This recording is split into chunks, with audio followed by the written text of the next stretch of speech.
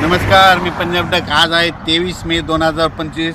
मी जात आहे गंगापूरकडं आणि या ठिकाणून समृद्धी हायवेवरून अंदाज देणार आहे.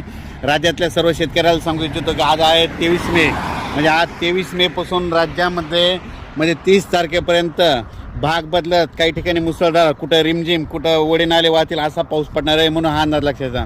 पण शेतकऱ्यासाठी सगळ्यात आनंदाची बातमी म्हणजे खूप शेतकऱ्याचे फोन येत होते पाऊस कधी उघडत आहे, कारण की शेतकऱ्याचे रानं दुरुस्त करायचे राहिले.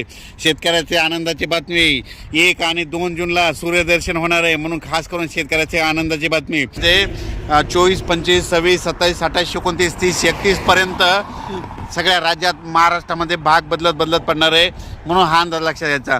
मात्र 1, 2, 3 तारखेला राज्यात सूर्यदर्शन होणार आहे, म्हणून ही खास करून शेतकऱ्याची आनंदाची बातमी. शेतकऱ्याला सांगू इच्छितो की उघडल्याच्या नंतर तुम्ही तुमचे शेतं रोटावेटर, कल्टिवेटर करून आपण आपली शेतं तयारीत ठेवा, कारण की राज्यात परत मान्सूनचा पाऊस कधी येणार आहे त्याचा मी व्हिडिओ नंतर देणार आहे.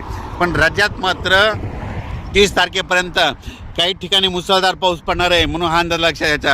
आणि त्या मुसळधार पाऊस जिथं पडणार आहे, तुम्हाला एक सांगू इच्छितो की तो पाऊस सगळ्यात मुसळधार पडणार आहे मुंबईकडे पडणार आहे, म्हणजे मुंबईच्या सर्व जनतेने सतर्क राहण्याचे लक्षात घ्यायचं. त्याच्यानंतर साताऱ्याकडे जास्त मुसळधार पाऊस पडणार आहे, सांगलीकडे पडणार आहे, कराडकडे पडणार आहे, पुण्याकडे मुसळधार पडणार आहे, रायगडकडे मुसळधार पडणार आहे, पुन्हा त्याच्यामध्ये नगर जिल्हा संगमनेर भागाकडे देखील मुसळधार पडणार आहे.